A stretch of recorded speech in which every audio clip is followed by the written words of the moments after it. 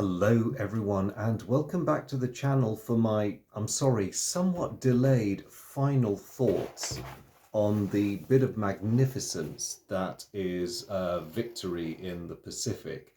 Now before I get going, I just wanted to say a huge thank you to all of you who have commented on the previous videos in this series and really got a good discussion going about the things we love about this awesome game. And it's really helped me sort of marshal my ideas for this video. I don't think I'm really going to say anything that surprises anyone. As is my wont with games I like, I'm just going to come straight out and say I do like this game a lot. Um, it packs an absolute wallop in a package that's not actually all that large, although it is significantly bigger in geographical scope and range of ships than its near sister War at Sea. So what is there to like about the game? Well, as quite a few of us know, it's quick. That is one huge recommendation for any game that covers the Pacific War. If it's quick, that's always a winner. This is hardly Decision Games' War in the Pacific with its ridiculous number of strategic and tactical maps. No, the summarizing of the Pacific War on a map that is so basic with such huge geographical areas is an achievement in itself. And it leads into a lot of the other game systems, which I find quite interesting. So the game models the strategy quite well, I feel. I love the way that the points of control for both the Allies and the Japanese varies by area. You hardly ever get a place where it's the same value for both sides. And in some cases, an area might be of no strategic value to one side. But if the enemy is ahead of you in points of control, you find yourself having to commit to those areas because you want to deny your enemy the points. And that's really clever. I like that a lot. It also keeps both sides guessing and keeps their strategic options open, because if you had equal points for particular areas, then I think there'd be a certain amount of inevitability that all the major clashes would happen over those areas and the places on the periphery would get ignored. Now, does that happen in wars? Yes, it does. But does it make for a good game? Not necessarily, especially not on the longevity front. I do like how you can try, as it encourages you to in the rulebook, you can try all sorts of different strategies in this game that both sides may have considered or that might never have crossed their minds. The game gives you the structure to do that. Now, if you're being a bit purist about it, you might raise an eyebrow at the number of times the Japanese can deploy their full fleet strength and send it very, very far afield. If this is one of the games like the excellent efforts by Sunset Games or which is called Pacific Fleet, Japanese language game, it's very good, or the much loved Fire in the Sky. As the Japanese, you really have to watch your logistics and you have to eke out your fuel and make every drop count. In Victory in the Pacific, you can just go for it. That is rather ahistorical, but it fits well within the context of this game. And before anyone, puts their hands up, as I'm sure they will, um, it is incorrect to say that Victory in the Pacific ignores logistics completely. It's very cleverly folded into the deployment, although it's tied very interestingly to ship speed. So I love the mechanic whereby you can have a ship on its front side, its coloured side for patrolling, or on its white side for raiding. And of course, the trade-off is raiding. You can send your ships that little bit further, and you also have the advantage of reacting to the enemy's patrolling vessels. But the trade-off is a raiding ship, of course, cannot control an area. I find that really, really clever, and also, above all, really simple. Um, the limitation on how far even raiding ships can travel does encourage some historical behavior. The Japanese want to hang on to Truk Lagoon, for instance, because it sits there in the center of the game board, giving you access to all the adjacent areas. And Guadalcanal, to a much lesser degree, serves the same role for the Allies. And it's not just the logistics, it's about the placement of land-based aircraft, which can be a very crucial factor. The presence of two bases in the Marianas zone is another great way of giving the Allies something they can sort of try and prize their way into those islands by seizing a base and then trying to bludgeon the Japanese out. And equally, the Japanese have to try and prevent that happening. So so yes, it's a difficult trade-off really, because you want it, the designers clearly wanted to keep the game simple. They didn't want rules for shipping oil around. Fun though those can be, they don't really have a place in Victory in the Pacific, I don't think. So I think the way they've handled it is very clever. And at the end of the day, if you want something a bit more logistically realistic, there are wonderful games out there that you can move on to. What else can we talk about? Warfare itself. So, one of the things that slightly bugged me the first time that I played this game was the rules for taking major bases, that they had to have been surrounded by an enemy controlled sea zone for 2 full turns. And the first thought that struck me was, hang on a minute, what about Singapore? Because that means even if the Japanese do an optimal, blinder of a turn one, then Singapore and the surrounding region doesn't fall until the spring of 1942, which is a bit, it's stringing it out a bit. And then it occurred to me, I kind of answered my own question, because the area that surrounds Singapore, as you'll have seen from my playthrough videos, you've got this huge strategic zone that encompasses the whole of the Dutch East Indies, half of the Philippines, Borneo. And it struck me what that's representing is not just the fall of Singapore, but all the invisible little bases that in terms of being granular detail, they're below the level of this game, but they are out there in, especially in the former Dutch islands. And Singapore is just there to be sort of totemic of the major base. I mean, Saigon's not bothered because it's already Japanese.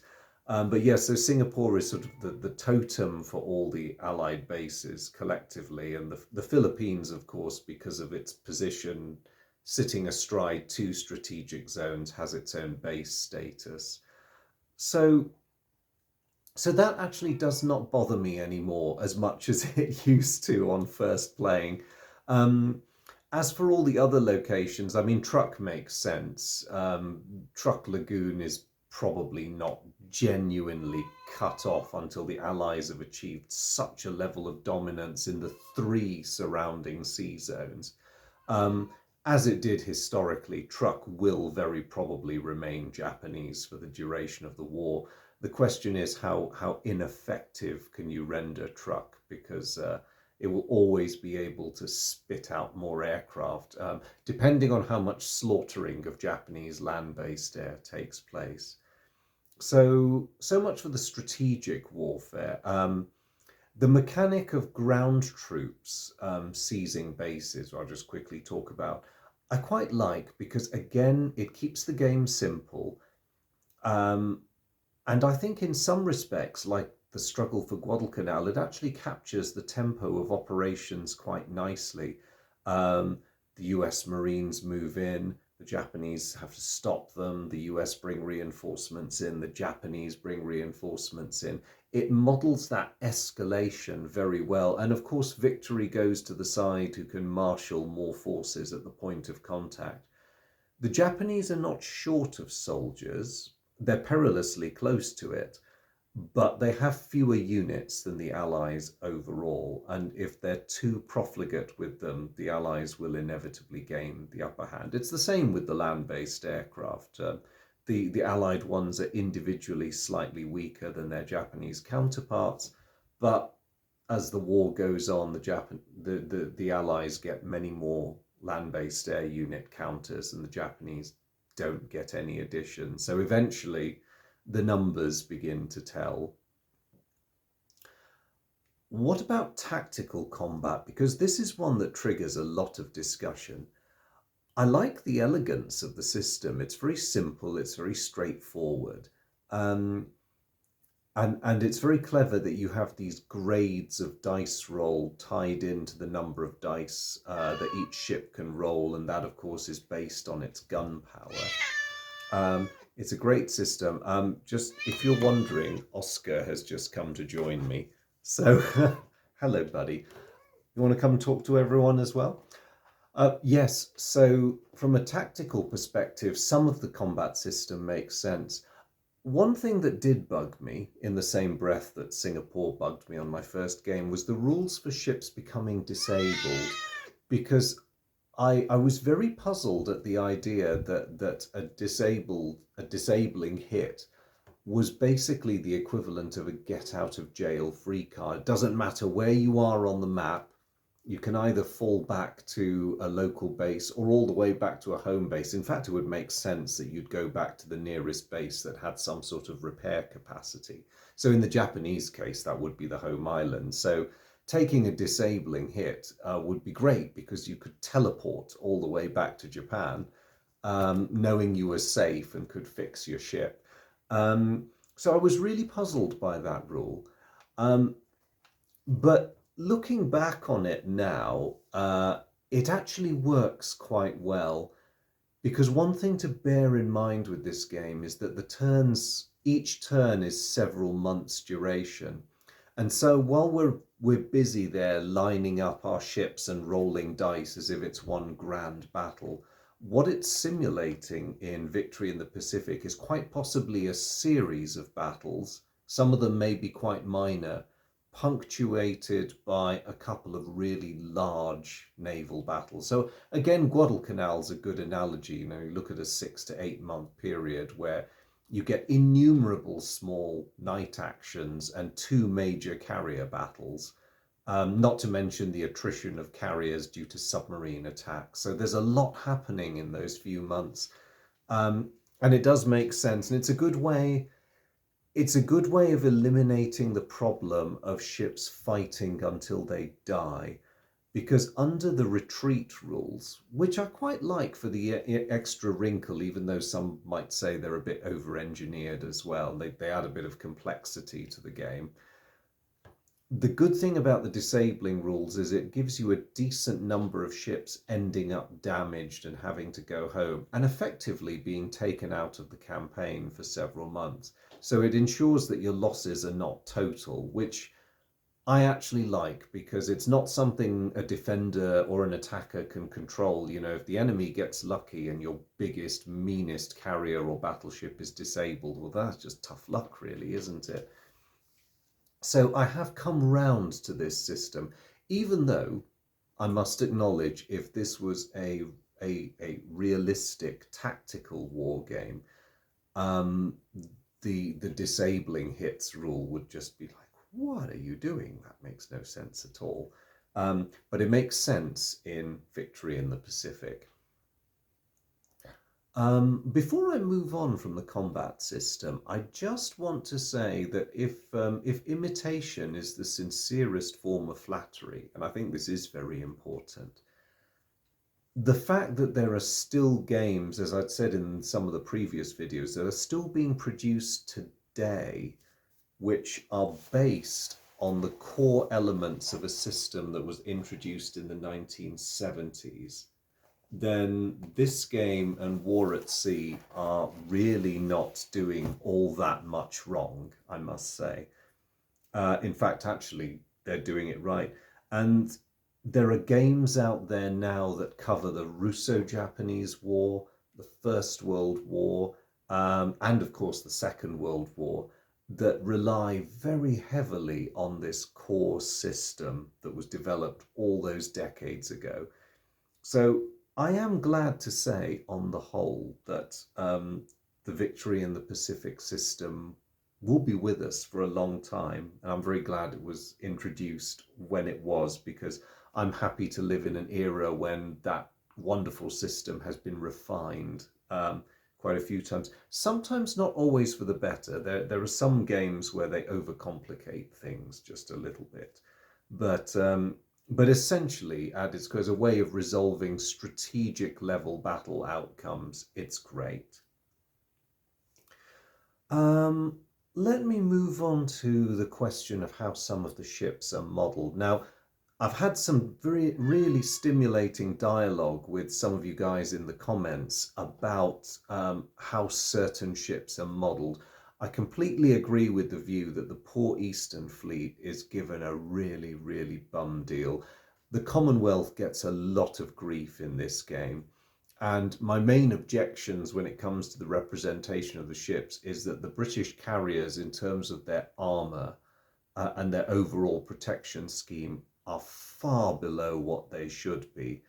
Their protective rating is a 2. Now, when you consider that Akagi is given a protective rating of 4, there's something seriously wrong there. I mean, on the one hand, research into the history of the Pacific War, and specifically many of the ships that fought it, was in a very different place in the late 1970s to where it is now. But the things that should have been known, like, you know, the strength of the British carriers, the impressive display they put off when the British Pacific Fleet is off the Japanese home islands and trying to suppress the bases on Sakishima Gunto and enduring kamikaze attacks. I feel that should have been factored into the game, and if Akagi merits a 4, then I think the British fleet carriers merit a 4 as well. There's a lot of debate about the strength of the British air wings. I do grant that in the early to mid-war period, the fleet air arm, while it was very decently trained in terms of the materiel, the aircraft was lagging somewhat behind the Imperial Navy and the US Navy.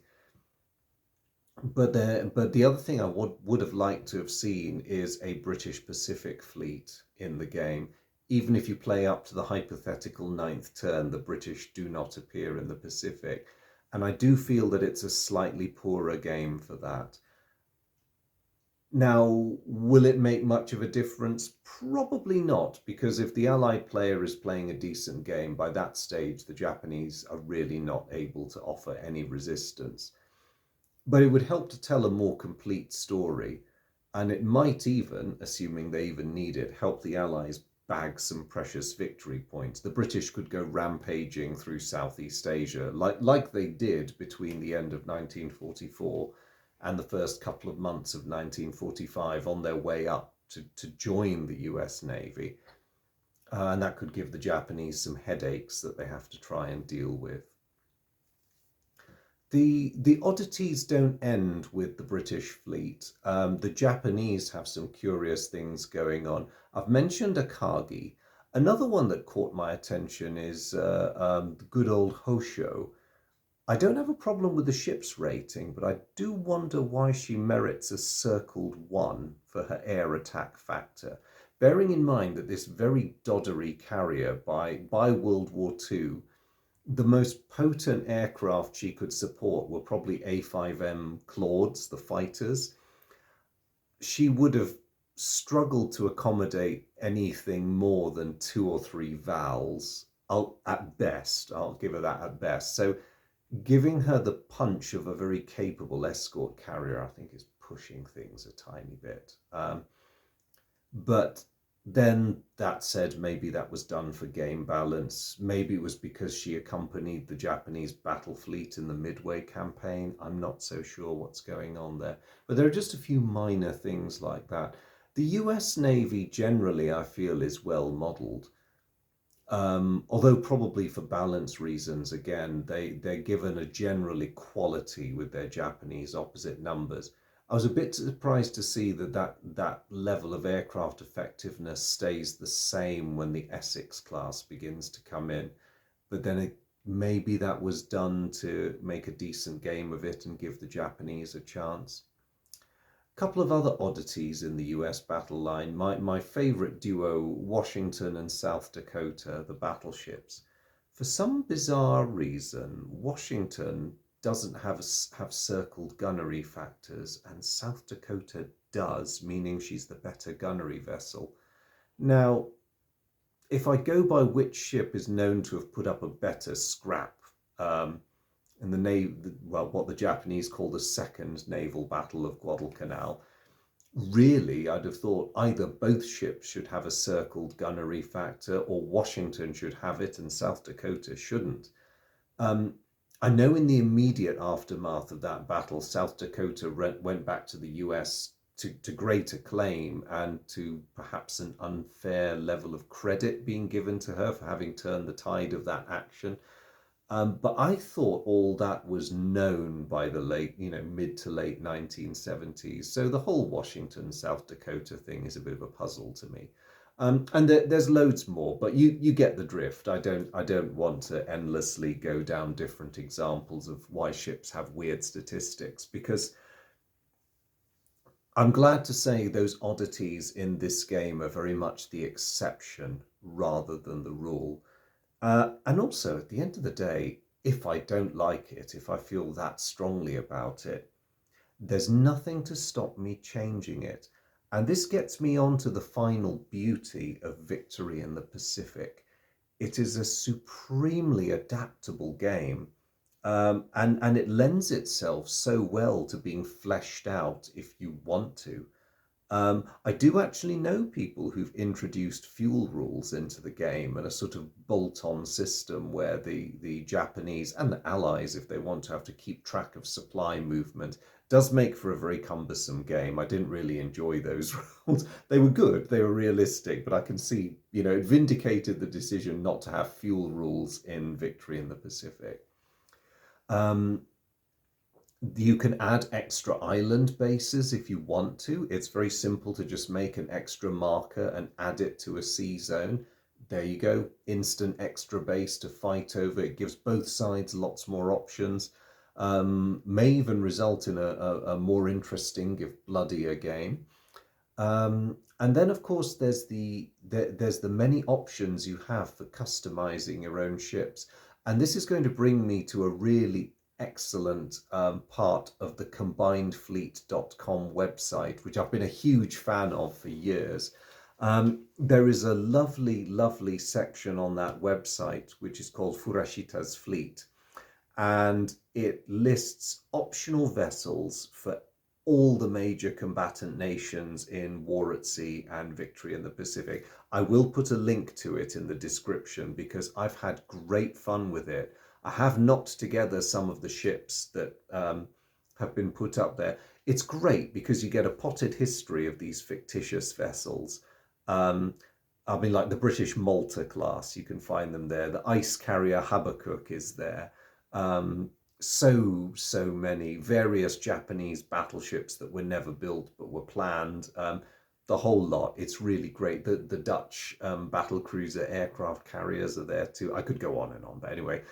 So yes, I really like them. They come ready-made with their War at Sea, Victory in the Pacific rating. So all you have to do is make a counter, put the ratings on it, and off you go. You can include them in your games of War at Sea or Victory in the Pacific, or both.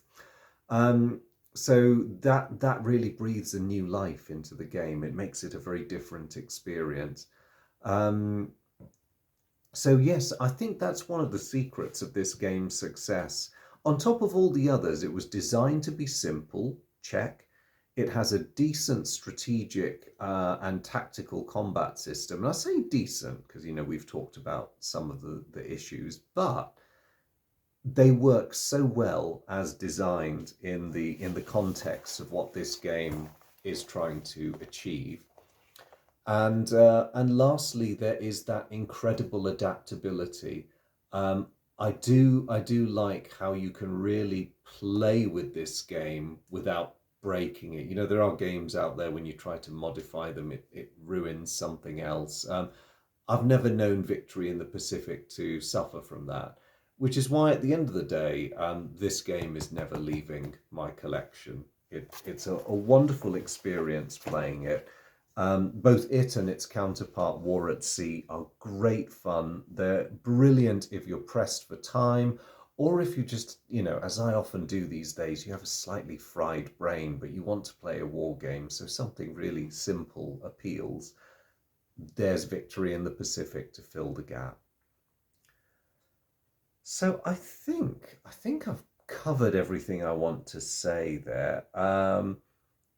I know some of the things I've talked about. I'll probably trigger some disagreement, or maybe agreement. You don't know, because I'm sure everyone else who loves this game but who also feels there are things that could be improved might have some thoughts about this. If you do, if there's anything you want to share, please do add your suggestions, comments, thoughts in the down below, as it were, and yeah, start another discussion. Assuming we you haven't already covered this ad nauseum in the previous videos, but I just wanted to say thank you guys very much. Recording this for this series has been great fun. I've really enjoyed revisiting Victory in the Pacific.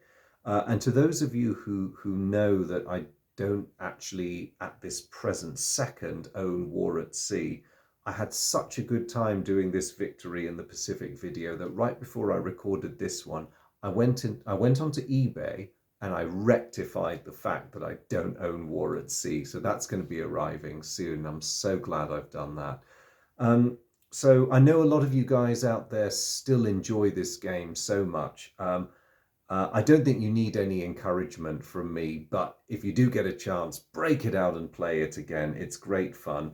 I'm hoping to introduce it to another of my friends who's never played it sometime next month, and I'm sure we will have an absolute blast playing this game.